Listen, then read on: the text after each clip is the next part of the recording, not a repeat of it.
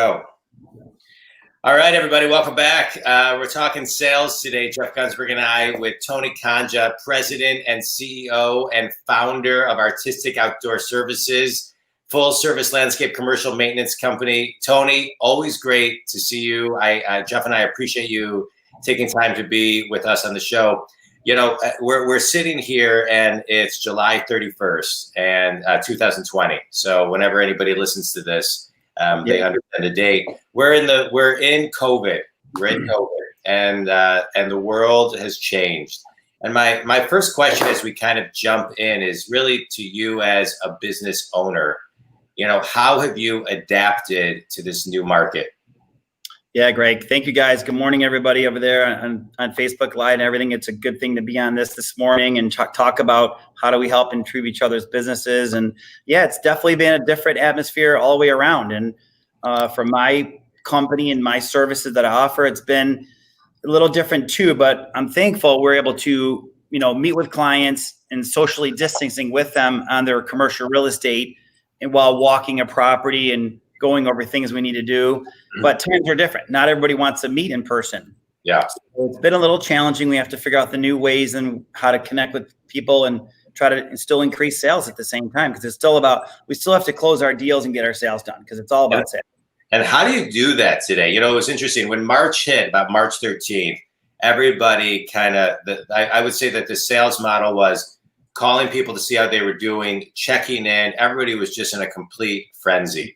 I think we've gotten back to the ability to actually sell again and be of service. And so how are you selling today? Well, thankfully, in the service world, I think that goes for me and everyone in that world of concrete and construction and service, outdoor services, painting, whatever that might be. We were still able to connect with our customers, send proposals by email, still do even FaceTime with them, and still get all the proposals out to them while we're still kind of in lockdown mode.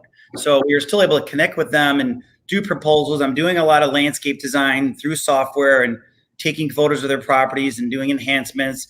And in the service world, we're still able to, meet with clients. I mean, not meet with clients, but basically get them proposals. So in that timing of lockdown, when the governor had us locked down, end of March into April, we were still able to do proposals and get estimates out there. So it was time to really increase sales. If you're talking about sales, that's the time to do it. While people were kind of awkward and like holding back a little bit, we're still saying, listen, your properties need to be maintained. You can't just let your property go. So a lot of people understood that. And they said, okay, let's think about this. And I've seen a lot of people start to spend a lot of money on their property because it was the time to fix it up. Sure. Yeah. I hear you talking about sales and obviously like you and I, our businesses are based on, networking and getting out and seeing people and talking to people, shaking hands and doing all that stuff. Yeah. How is that, changed for you now? Obviously, we're not out, at events and things of that nature. How's your sales changed in that way aside, with trying to gain new clients? Very true, Jeff. You're right about that. People are saying to me the whole time, wow, you're on lockdown. You're a social butterfly. You need to go to networking events. Usually we're at networking events all the time. And I've had 10 golf outings been canceled already this year. Charity golf outings where you meet a lot of people. That part's been challenging, I have to say. Trying to get new business and new clients, new connections. That whole world has been turned upside down. I mean, networking is not the same as it used to be. So that is a little challenging. You just got to go back to the old school way of thinking. I'm going to pick up the phone. I'm going to call someone, introduce myself. I'm going to send them a video on my company. I'm going to send them literature on my company. I'm going to send them references. At the same time, we've all been successful at what we've done, building our network. So that network of people are already referring us other clients. So that goes hand in hand. As you build your reputation, you build your clientele, you're always getting referrals. So we're getting leads all the time that we didn't even know about those people. And that's what we've done over the years of building our network. So let's talk about that. I want to talk a little bit more about building your network. What does networking look like over the next 18 months? I don't think anybody has the answer to this. So we're just kind of brainstorming a little bit, but to me, this podcast is a little bit of a networking machine. I never really thought of it until literally I'm speaking about this right now I've thought about it in a lot of ways, but not as a quote unquote networking mechanism, but it really is. I mean, all three of us know each other, but we're kind of networking in a different way right now. And and then we're broadcasting live on YouTube, LinkedIn, and Facebook, right? And people can interact whether now or even later. So what is networking? What is the face of networking, especially moving into the winter when there's no winter golf? I will say that. Actually, it's funny you say golf, because I was going to say the answer to that is, of course, Zoom calls and podcasts and all that is a good way to put yourself out there and put your brand out there. At the same time, golfing lately, since the governor lifted that, we've been able to get out and golf. Yeah. So we're all golfing. We're taking one person in each cart. Everyone's taking their cart. We're meeting together at the clubhouse. We're sitting outside, socially distancing. If you got to go inside the clubhouse, you wear a mask. But really, it's been golfing. I've recently met a guy at a golf course, just sitting outside on the patio in a beautiful atmosphere, just having a cup of coffee, talking about business. He's a financial planner.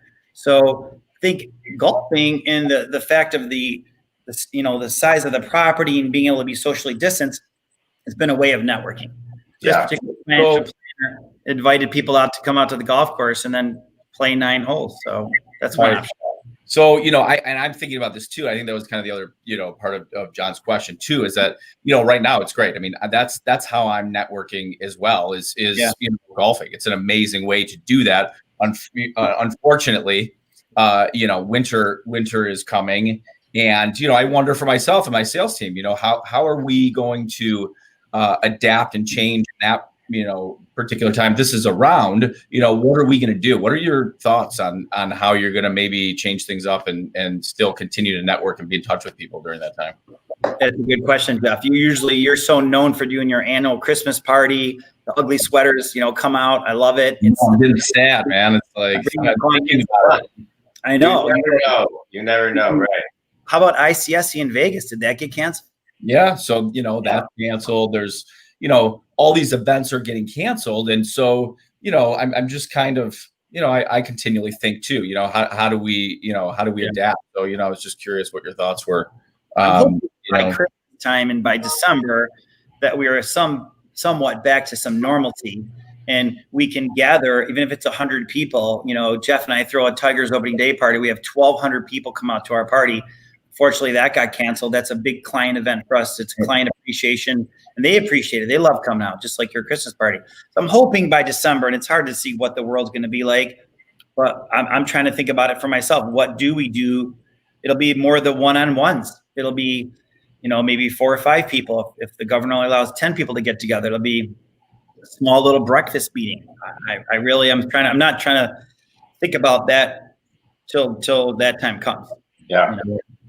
My 2 cents on it are, I think there's going to be a lot of networking that's done just picking up the phone. To me, if I'm in sales right now, if I'm in straight up sales, right? You as a business owner are a salesperson too. You're selling your product. But if I'm in sales right now, I'm thinking, however many calls I make a week, right?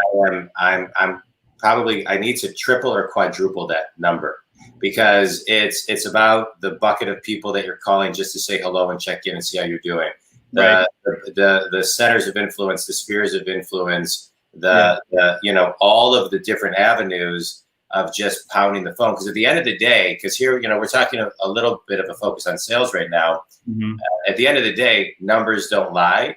And the phone is still a salesperson's best friend when it comes to sales. And I think what's going on right now with COVID is a prime example that if the phone lines went down, we'd be in real trouble, right? We lost cell phones and home phones, whoever has a home phone anymore. But I think from a sales perspective, from a pure metric standpoint, right? If you're calling 100 people a week, you should be calling 2 to 250 to 300 because your calls aren't going to take that long. So Jeff, what are your thoughts on that too? I mean, just as you founded, you run, and you sell at Title Connect, right? You're still in the trenches doing sales. What are your thoughts just on that in general? Yeah. So, we've really, picking up the phone there's really no substitute for picking up the phone. Yeah. And talking to people, but there's not enough time in the day to continually do that. And I believe also that you have to diversify your marketing plan and get get different things out there. So like we've had, I've created some new virtual platforms to stay in front of people. And, just based on, managing my team in that way, I've set it up where clients are getting, emails twice a week without anyone having to do anything. So automating things, text messages, Facebook posts, video calls, phone calls, those types of things. And I think, a mix of all of those things is necessary to continually stay in front of people. But, again, I think that, like Tony touched on too, there's no substitute for the relationships that, we have and have had that kind of keep the machine going. A little add-on to that could be, John and Jeff, would be the money you spent in all your different events you put on. You could just put that into other ways of social media. For example, I know Jeff just recently joined Instagram, maybe 6 months ago, right? Yeah. Jeff, yeah. I said, okay, put it there, right? Well, so that's great. Yeah, and I think we're going to have to social media game is kind of where it's really been happening. Being that hiring the right marketing company to market your brand. Your brand still got to be pushed out there, and we can only do so much as owners. So that budget we spent on networking and parties and all those golf outings that we did, being sponsors of those events, I think we're gonna have to put that a little bit into social media. So I think the marketing companies right now, they have to be very busy. Yeah, I am seeing a little bit of kind of weird awkwardness in the contractor world where people are busy but not busy. It's like they're not following up like they should. The work's out there, but I hear it a lot of time from property managers and real estate investors that they're still having a hard time getting contractors to return a phone call. And I always say the number one thing in business and sales, you got to return a phone call. I know. Absolutely. You're one thing about you, and I've always known this, is that is, and you mentioned follow-up, like that is your thing. Like you're a master networker. You're always out there and, returning calls and getting back to people and, constantly keeping in front of people. How do you, as far as like yourself, is it you just out there selling constantly? Do you have, others that are doing that too? And how are they kind of working? I'm pretty much the brand. It's basically me. Thanks for the question, Jeff. That is basically me. I am the brand. I am the face of the company. And you're right. I always say I'm the king at follow-up because follow-up is everything. You've made that new contact with that person. You got to keep touching them. You got to touch them. You got to keep the communication going. It's like you're just started dating. You got to continue that going on until you really, fall in love, if you want to call it, Sure. But I do hear that all the time. And here we are talking about think sales. I see that's a big problem with salespeople today. They're really bad at the follow-up. And if I can push one suggestion I do to all my people that I try to mentoring some young kids right now, you got to follow up. Yeah. You got to return that email within 24 hours. So increasing sales is pretty simple. Do your follow-up. Right. So, but you're right. The game has changed a little bit. And, as we're talking about sales and think sales, we need to, kind of give everyone the piece of advice. It's kind of easy. All you got to do is follow up. Right. It's so easy. It's complicated. And it's one thing that always has boggled my mind. When I was 18, I'm 48 now. My dad signed me up for a weekend Franklin Covey time management class, and I became addicted to just time management and follow up. Right. So, but it always boggles my mind, especially with technology today, whether it's Todoist, whether it's Slack, whether it's Trello, whether it's your CRM. There's so many tools out there, Salesforce, et cetera, that if you just take some time to figure out how to use, they can kind of become your subconscious of follow-up and just kind of, they can almost do it for you. They just put it right in front of you. So from a technology standpoint, I think that's important. We have in our calendars, reminders, right? We do that. So I'm curious kind of how, and just like, I think people realize that, technology, software, et cetera, that apps, that they were behind the times when COVID hits. Yeah. How have you kind of, tapped into, additional innovation, or how do you guys look at innovation, now and over the next 3 years of your business?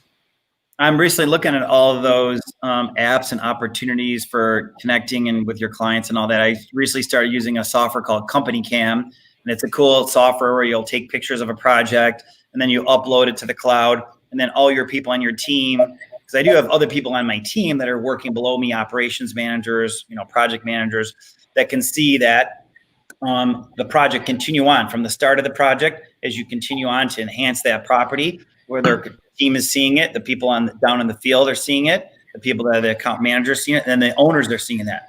Yeah. So I'm looking for new ways of technology, how to, through software, get the clients involved. And I love that program called Company Cam. It's been helpful. Yeah. So do you, just to kind of like shift gears a little bit. Yeah. Obviously you've got a ton of people that are out there, that you have to, kind of manage. How is, just with everything going on, how have you been, managing your team of people out there that are, handling the jobs based on everything going on? That's a good question. So I have a weekly meeting with my operations manager, and we can be in the warehouse, 6 feet apart, wearing masks and having our discussion. Of course, a lot of that's through email and through Company Cam. And we still have our weekly face-to-face meeting. We have to still have that conversation. Right. And then basically he's directing all of the troops in the field. They're coming in. We're staggering the times what time they come in. So there's not 50 people in the warehouse at a time. So we're staggering the crews to make sure they come in at a certain time, then they get their paperwork and they head out to work. We installed plastic sheets in the vehicles, because if there's 2 people in a truck, we had to make sure they were safe. We right. got the mask. We actually every morning check the temperatures when they come in. We have to do this. We don't want one team member getting sick and then passing it through the whole company. It could wipe out a company. Sure. We have to be safe as we can. And then once we're out there on the job sites, we're all working apart. If you notice, the governor actually let landscapers go back to work before construction. Right. Yeah. Construction, they're working in a building, but they're painters and carpet guys or whatever. They're kind of working as a team inside. We work outdoors and equipment. We're kind of separated, right? Which is kind of unique how she chose that to okay, let's have landscapers go back to work. And then a month later it was construction. Right. So that's kind of what we're doing to kind of be safe. And I think we're all trying to do that, so we don't wipe out the company and have all the team members be safe. Yeah. So, yeah. I think I love that you're echoing and just kind of, following protocol to keep everybody safe. I want to move just the idea of being safe a little bit more back to marketing and how to keep the future of your company safe.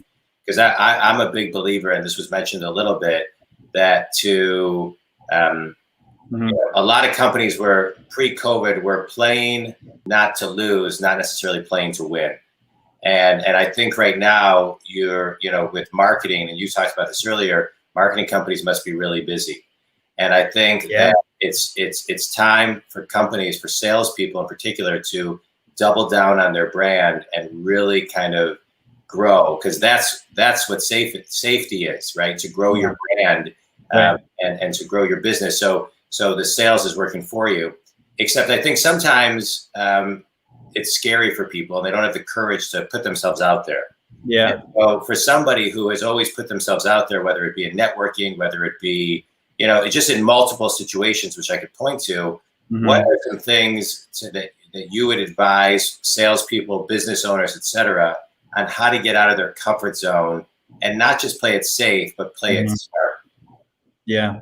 You mean in the social media world, you mean? Social media world, in the marketing of yourself world, right? I mean, all of those angles, just how to grow your sales, how to grow your business, how to move forward. Right. Well, I think I use the word think, no pun intended. Think if you're in sales, you have to put yourself out there. Yeah. Like the number one goal. If you got to hire a coach, if you got to hire a brand ambassador, whether it be social media, someone's got to put yourself out there to be the face of the company and be the brand of the company at some point.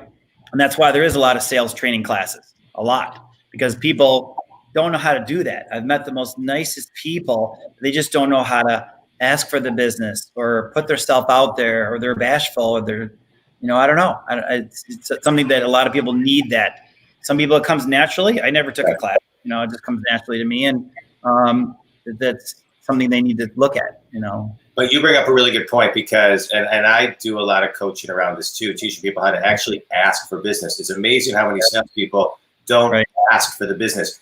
So they did a study, and I'd like to dive a little bit deeper into you, especially Jeff, with you and your sales force. They did a study about, so at Home Depot, there's 4 ways to check out, right? There's the self-checkout, there's the construction checkout, there's the garden checkout, and then there's the normal checkout. Which of the checkouts sells the most warranties? Do you know? What? I would assume the warranties. I would assume the checkout with the person selling the warranty.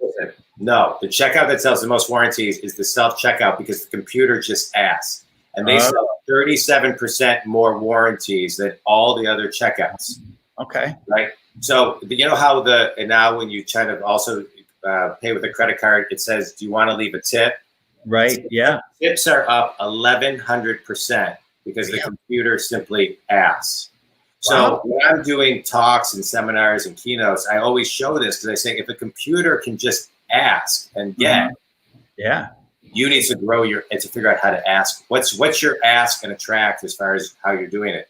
And so John or Tony, I'm curious, how do you train your people to ask for the business? Because I think, we're talking sales, and that's, Tony, you said it. You got to be able to ask. It's interesting that you say that too, because like you're amazing at this, John. So, and you ask in a way where, we're having a conversation about it. Like, by the way, Jeff, do you want to start, talking about this? Let's talk about this podcast. Let's talk about, another way that, I have some great ideas on how I can help your sales team, or, different tools and things that, I'm not normally thinking of. And I'm like, oh, wait a minute, this just because he brought this up, this sounds like a great idea. I'd love to, I'd love to, have you help me with this particular thing. So, so kudos to you on that. That's always a great thing. So he thinks out of the box. John really thinks out of the box. Yeah, absolutely. But yeah, I mean, I preach this to the sales team all the time. Like, just ask. Just ask. It's so simple, yet so difficult for people to sometimes, to do that.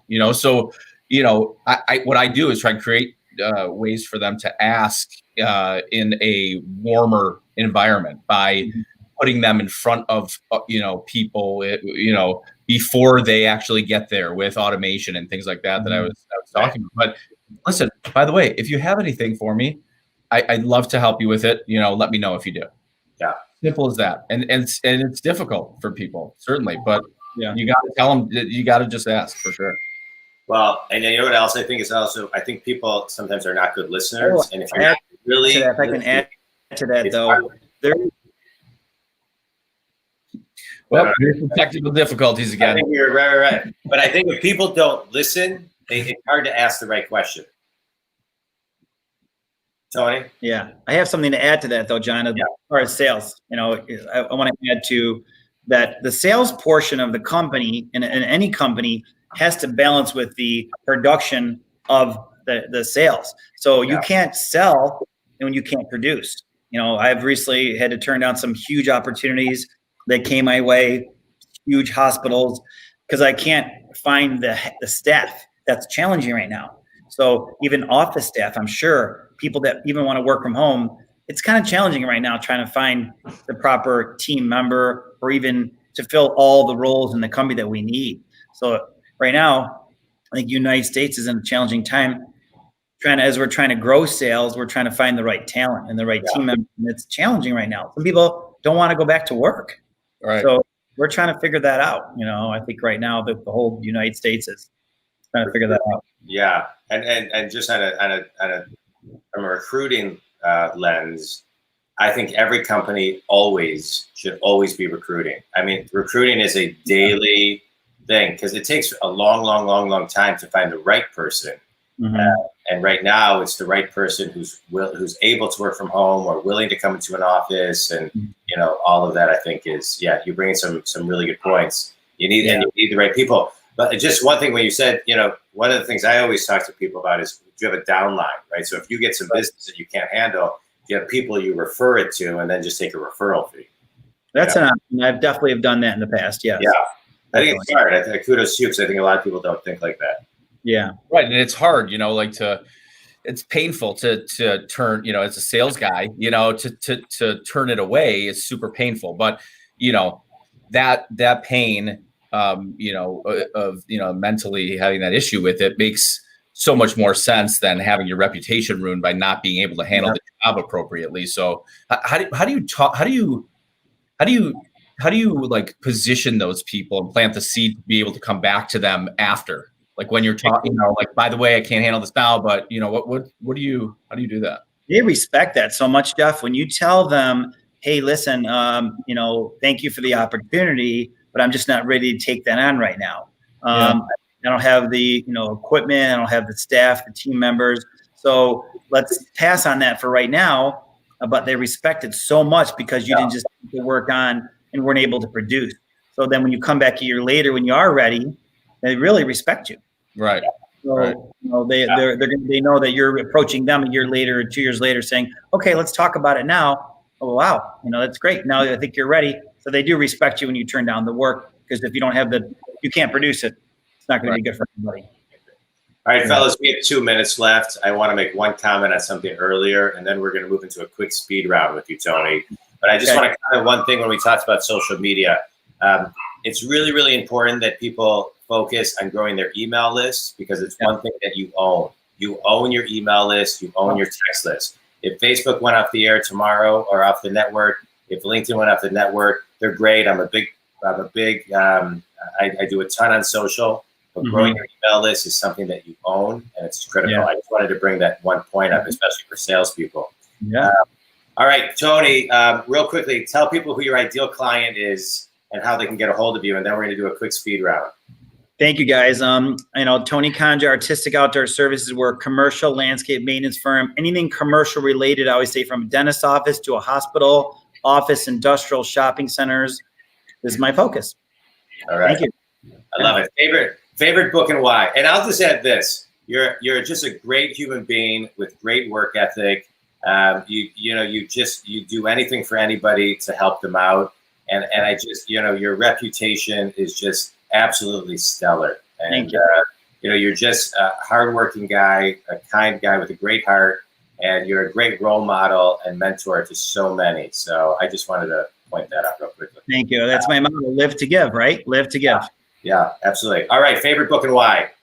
Honestly, right now I'm looking for my next book. If you guys can give me some recommendations, it seems like I was playing too much Netflix during COVID. I wasn't reading enough. Right. Right. I got some great books. I'm reading The Everything Store about Amazon right now, which is incredible. And I just finished a book called It Takes What It Takes, which I think you would love. Okay. All right. Love that.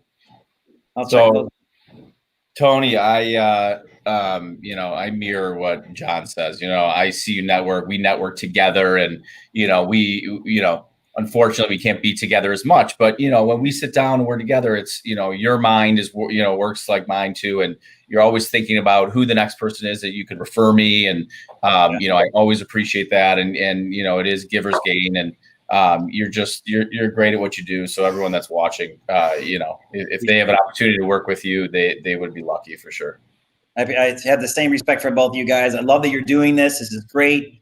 This is awesome that you're. Last question. Oh, sorry to interrupt. Last question though, Tony. Number one sales tip for every salesperson listening right now. Number one sales tip is follow up with everybody every day within 24 hours. Don't let a day go by without returning that call or email.